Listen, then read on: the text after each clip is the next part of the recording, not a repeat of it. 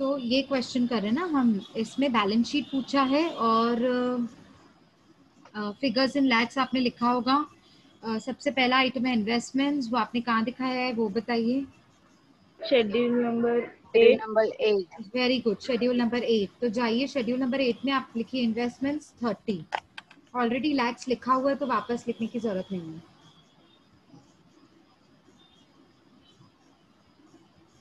Next, money at call and short notice 5, ये कहाँ दिखाया है? 7। Schedule number 7। Schedule number 7, very good. Paid up capital 10, ये कहाँ दिखाया है?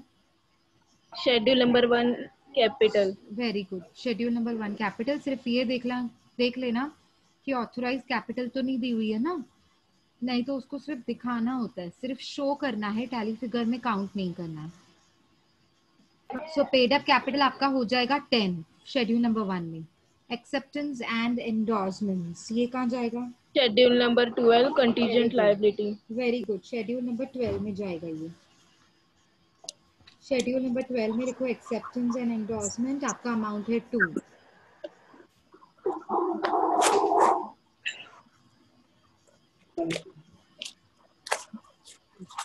Okay, next reserve fund. Mute mute. Ramesh, Suman. Schedule number 2 reserve and surplus में। Yes, सो reserve fund में, रिजर्व फंड मतलब शेड्यूल नंबर 2 में जाता ही है आपका। रिजर्व फंड शेड्यूल नंबर 2 में जाता है। ओके, दिखाया आपने वहां पे 10। Next, bills discounted and purchased. Schedule number 12 contingent liability. Very good, schedule number 12 में जाएगा बिल्स डिस्काउंटेड एंड परचेज्ड। एक minute, bills discounted and purchased,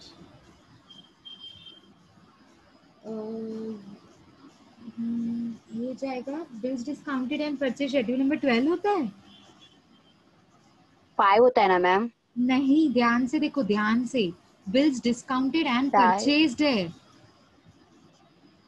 bank ने बिल्स, बैंक 7। हाँ, क्या?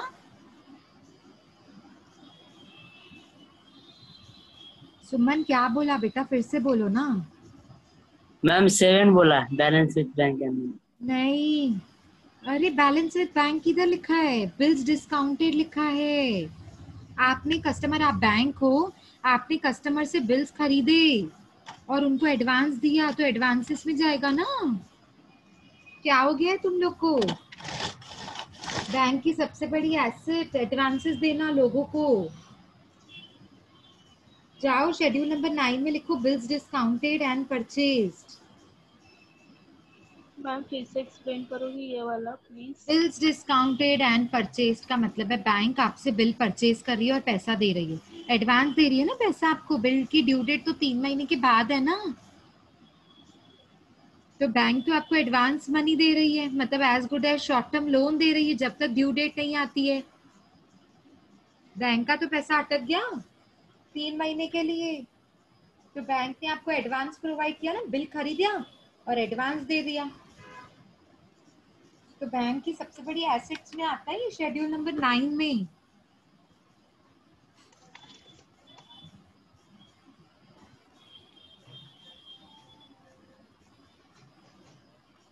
आया समझ में सबको ये?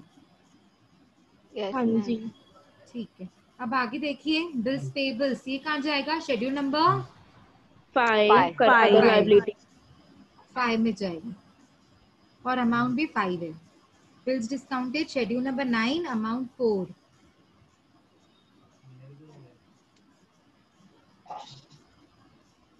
ओके, समझ आ रहा है कि नहीं? हाँ मैम। ओके हाँ मैम। ओके, बिल्स पेबल जाएगा शेड्यूल नंबर 5। Current accounts 7। 7। एक मिनट, हाँ एक मिनट, आपको देखना पड़ेगा ये करंट अकाउंट आपका।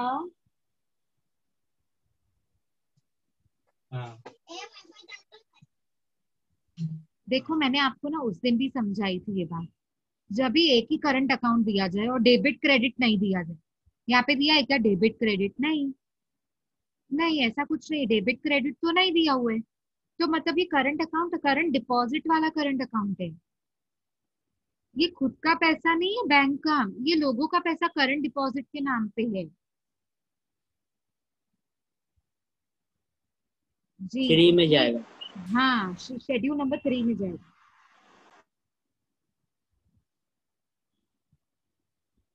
लिखो शेड्यूल नंबर 3 में करंट डिपॉजिट।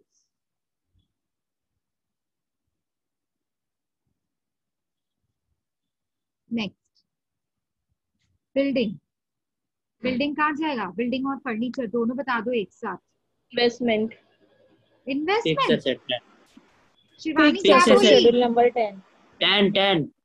हाँ सुमन ने सही Sorry, बोला। sorry, Shivani sorry ma'am, sorry. मैंने ओके लिखा राइट एक गलत बोल दिया, sorry. ठीक है। बिल्डिंग एंड फर्नीचर जाएगा आपका fixed asset schedule number 10। Next, loan, कोई एडजस्टमेंट नहीं है, सीधा out column. Loans and advances, ये कहाँ जाएगा? 9. 9 ma'am 9। Very good, schedule number 9।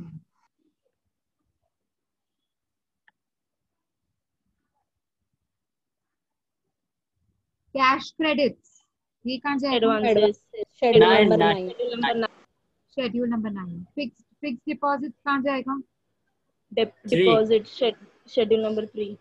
Saving deposit वो भी Deposit. Ma'am 3। Schedule number 3. Schedule Same. Number 3। And net profit वो मैं करवाती हूँ, रुको। ये वैसे तो जाता है रिजर्व एंड सरप्लस में, पर इसमें से हाँ. कुछ एडजस्टमेंट है वो दी हुई है, मैं करवाती हूँ। Cash and balance with RBI, ये कहाँ डाला है? 6 Schedule 6। number 6. Very good, schedule number 6। Bills for collection, 12 contingent। 12 very good, contingent very liability. Good. Schedule number 12 contingent liability. ठीक है, एडजस्टमेंट रीड कर रही हूँ। Net profit is arrived before making adjustment for unexpired discount 1 lakh rupees. ठीक है, before making है, तो हम लोग एडजस्टमेंट करके दिखाएंगे। Bills discounted during the year but not matured till the end of the year. ठीक है, कोई बात नहीं। Okay, investment include 50,000 equity shares of 10 each which of rupees 5 paid up। ये तो आपका कॉन्टिजेंट में दिखाना पड़ेगा। कॉन्टिजेंट लायबिलिटी का मतलब क्या होता है? मे और मे नॉट अराइव ना। आपने 10 में से 5 पेड अप किया, 5 पे करना भी पड़ सकता है, तो वो कॉन्टिजेंट लायबिलिटी में बस शो करना है इसको। लिखो, शेड्यूल नंबर 12 में जाइए, पहले लिखिए partly paid investments. Partly paid investments 50,000 into 5 rupees. 5 paid up है ना, 50,000 इंटू 5 पेड अप। 10 में से 5 पे किए हैं आपने, पार्टली पेड है, तो मतलब 50,000 इंटू 5 कितना हो जाता है? 2,50,000. पर अभी आपको लैक्स में नहीं लैक्स में कन्वर्ट करना, सॉरी जीरोस नहीं लिखने हैं उसमें, तो 2.5 लिखेंगे। 2,50,000 को कैसे लिखते हैं हम? 2.5, 2,50,000 2.5। नहीं कन्वर्ट करने आ रहा है तो मैं बताती हूँ टेक्निक क्या होती है। 2,50,000 आपने कैलसी पे निकाला, उसको डिवाइड कर दो 1 लाख से, आ जाएगा फ्रैक्शन में।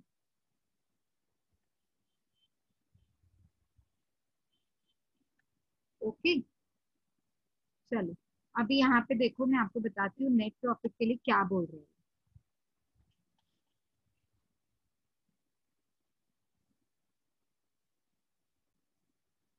Okay, so what is net profit here? What is net profit? 4 lakhs. So as of now, we will write only 4. Okay. Now, what is he saying? The net profit is arrived before making adjustments for unexpired discounts. Unexpired discount means rebate on bill discounting. See, rebate on bill discounting has two effects, no? So it says from net profit, it is not treated. हाँ, what is net profit? PNL account. PNL account है schedule number 13, no? PNL account है schedule number 13. So from 13 it is not deducted. Ultimately वो घुमा फिरा कर आपको ये बोल रहा है कि जो रिबेट ऑन बिल डिस्काउंटिंग है, अनएक्सपायर्ड डिस्काउंट जिसको बोला गया है 1,00,000 का, उसको नेट प्रॉफिट में से ट्रीट नहीं किया है, एडजस्टमेंट उसकी नहीं की है. इसका मतलब क्या है? नेट प्रॉफिट मतलब पीएनएल में से आता है. पीएनएल में रिबेट कहाँ दिखाते हैं? शेड्यूल नंबर 13 में से लेस करते हैं. ये बोलता है मैंने वहां पे नहीं दिखाया है, नहीं दिखाया है, इसीलिए नेट प्रॉफिट गलत आया है, एडजस्टमेंट नहीं ट्रीट की है इसकी. तो अभी कर दो, कोई बात नहीं. शेड्यूल नंबर 13 में से हम लेस करते थे ना, तो अब नेट प्रॉफिट में से हम लोग इसको लेस कर देंगे. 2,00,000, सॉरी, नेट प्रॉफिट है आपका 4,00,000, 1,00,000 रुपीज से आपका रिबेट जो लेस नहीं हुआ था उसको लेस कर दो, सिंपल. तो अभी हम यहाँ पे क्या दिखाएंगे, ये देखिए, लेस अनएक्सपायर्ड डिस्काउंट.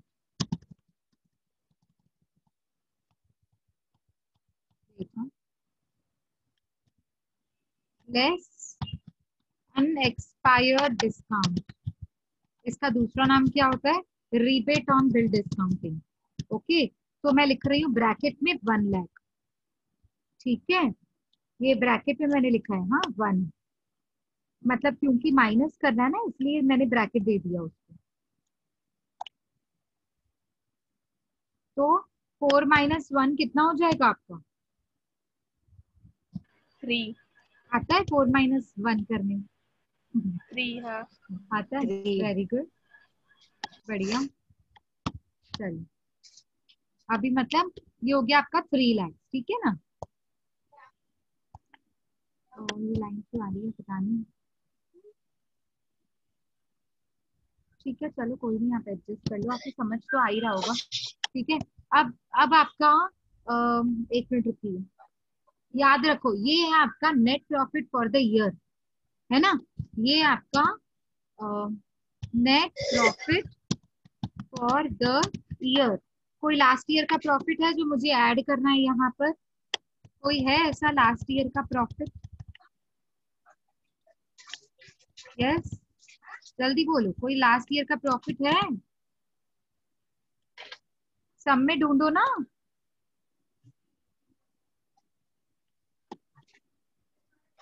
जल्दी करो, सब में देख के बताओ, लास्ट ईयर का प्रॉफिट है कि नहीं है?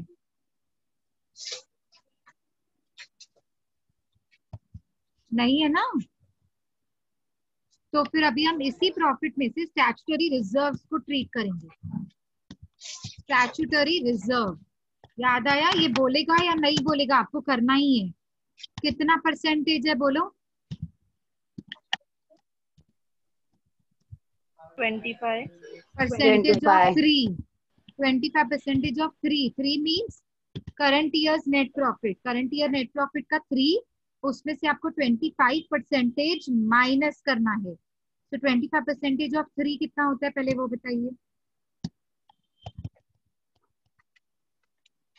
25% ऑफ 3 कितना होता है? 0.75. 0.75. अगर 0.75 3 में से लेस हो गया तो कितना बचता है? 2.25.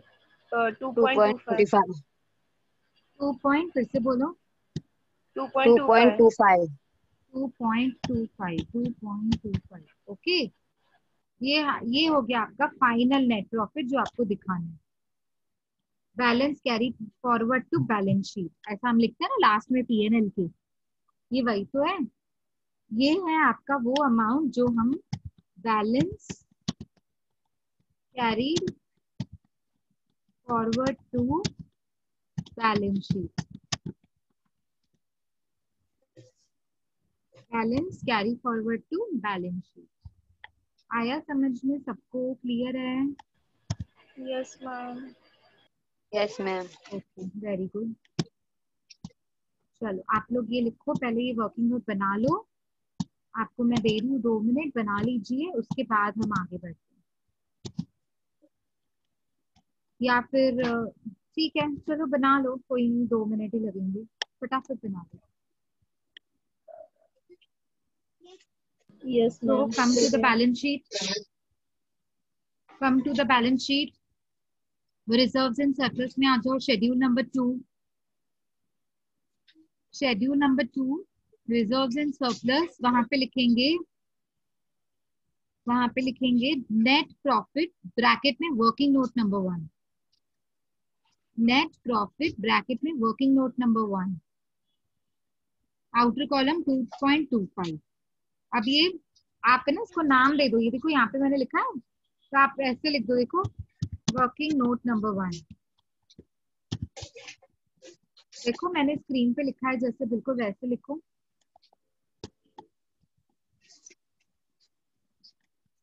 ठीक है ना. अब देखो यहाँ पे एक सेकेंड. अनएक्सपायर्ड डिस्काउंट का मुझे सेकेंड इफेक्ट नहीं दिखाना है, क्योंकि उसने बोला था नेट प्रॉफिट में नहीं ट्रीट किया हुआ है. तो सिर्फ नेट प्रॉफिट से एक मिनट. हाँ सॉरी, दिखाना पड़ेगा ना, क्योंकि एडजस्टमेंट में दिया हुआ है ना. देखो रिबेट ऑन बिल डिस्काउंटिंग के ऊपर क्लियर कट लिखा हुआ है एडजस्टमेंट. एक बार देख लेते हैं एडजस्टमेंट भी. वर्ड्स क्या लिखे हुए हैं. The net profit is arrived before making adjustment. Before making the adjustments of unexpired discounts of ₹1 lakh. मतलब ये जो रिबेट ऑन बिल डिस्काउंटिंग है ना, इसके दो इफेक्ट्स होते हैं. इसकी एडजस्टमेंट नहीं हुई है ऐसा वो बोल रहे हैं. नेट प्रॉफिट से पहले भी नहीं हुई थी, नेट प्रॉफिट को दिखाने से पहले, मतलब इसकी एडजस्टमेंट हुई नहीं है. तो अब आप इसको एज ए एडजस्टमेंट ट्रीट कर रहे हैं. 1 लाख रुपीज को पहले कहाँ से दिखाया हमने, 13 से लेस कर दिया. अब 13 शेड्यूल तो हमने बनाया ही नहीं था ना, सीधा हमारे पास नेट प्रॉफिट अवेलेबल था. 13 14 होती है आपकी इनकम, 15 एंड 16 होता है आपके एक्सपेंसेस. वहीं से ही तो हमको नेट प्रॉफिट आता है. 13 में 13 + 14 - 15 + 16 ऐसे ही हम लोग करते हैं. इनकम माइनस एक्सपेंसेस से ही तो हमको नेट प्रॉफिट आता है. और वही नेट प्रॉफिट हम कहाँ लेके आते हैं, रिजर्व्स एंड सरप्लस. तो अब हमने पहले तो वहां से लेस कर दिया नेट प्रॉफिट से रिबेट ऑन बिल डिस्काउंटिंग. पहले हमने नेट प्रॉफिट में से लेस कर दिया रिबेट ऑन बिल डिस्काउंटिंग. और इसका दूसरा इफेक्ट क्या होगा, शेड्यूल नंबर 5, क्योंकि एडवांस इनकम मुझे मिल गई, बैंक को एडवांस इनकम मिल गई ना रिबेट के नाम पे. तो ये आपकी होती है एडवांस इनकम, मतलब करंट लाइबिलिटी. शेड्यूल नंबर 5 में जाएंगे, इसका सेकंड इफेक्ट दिखाएंगे. ये देखिए ये वर्किंग नोट है. इस 1 का फर्स्ट इफेक्ट कहाँ दिखा है, यहाँ से लेस कर दिया. और इसका सेकंड इफेक्ट कहाँ जाएगा, यहाँ पे मैं लिख रही हूँ आपके लिए. Second effect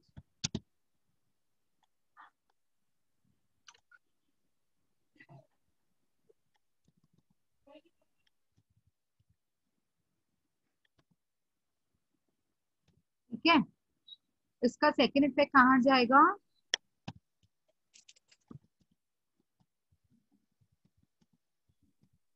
schedule number 5. देखिए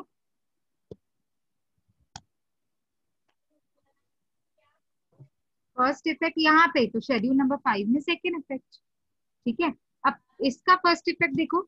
इसका फर्स्ट इफेक्ट स्टैट्यूटरी रिजर्व्स का दिखाओ पहले. चलो अनएक्सपायर्ड डिस्काउंट का सेकंड इफेक्ट दिखाओ. शेड्यूल नंबर 5 में लिखो रिबेट ऑन बिल डिस्काउंटिंग 1. अभी के लिए हमने सिर्फ 1 ही लिखना है, क्योंकि हमने ऊपर से लिखा है फिगर्स इन लैक्स. हो गया ये सबका, हाँ या नाम या आंसर दो तो मैं आगे बढ़ू. हाँ. Okay next statutory reserves. Statutory reserve है आपका 0.75. फर्स्ट इफेक्ट था इस नेट प्रॉफिट में से माइनस करना. आपको याद है हम नेट प्रॉफिट में से अप्रोप्रिएशंस माइनस करते थे जब पीएनएल बनाते थे. Yes. अभी तो खैर ये बैलेंस शीट बना रहे हैं. जब हम पीएनएल बना रहे थे तब हम नेट प्रॉफिट में से अप्रोप्रिएशंस माइनस करते थे. तो स्टैट्यूटरी रिजर्व अप्रोप्रिएशन का पार्ट होता है. हमने वहां से नहीं माइनस किया था, इसीलिए अब माइनस कर दिया. ये देखो नेट प्रॉफिट में से माइनस कर दिया स्टैट्यूटरी रिजर्व. मैंने सिर्फ माइनस की साइन नहीं डाली है, ये लीजिए वो भी डाल दी मैंने. स्टैट्यूटरी रिजर्व्स को माइनस कर देंगे. मतलब पहला इफेक्ट क्या होता है स्टैट्यूटरी रिजर्व्स का, नेट प्रॉफिट में से अप्रोप्रिएशन के फॉर्म में माइनस कर दो. वो कर दिया, पहला इफेक्ट हो गया. अब इसी का ही सेकंड इफेक्ट क्या होता है, इसी का ही सेकंड इफेक्ट क्या होता है, Reserve and surplus.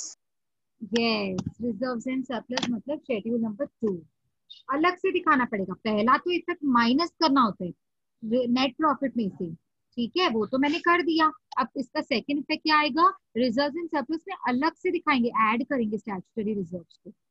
लिखिए, आ जाइए रिजर्व्स एंड सरप्लस में, लिखिए स्टैट्यूटरी रिजर्व्स 0.75 0.75 हो गया। अब इसके अलावा तो और कोई एडजस्टमेंट है भी नहीं, एक बार फिर भी आपकी तसल्ली के लिए देख लेते हैं। देखिए यहाँ पे और कोई एडजस्टमेंट रह गई हो, नहीं, हो गई सारी। ठीक है, तो अब मैं आपको 5 मिनट दे रही हूँ, आप लोग टैली कीजिए और अगर कुछ डाउट है तो पूछिए। 78 is the tally figure. Is it the right figure? Yes, ma'am. Okay.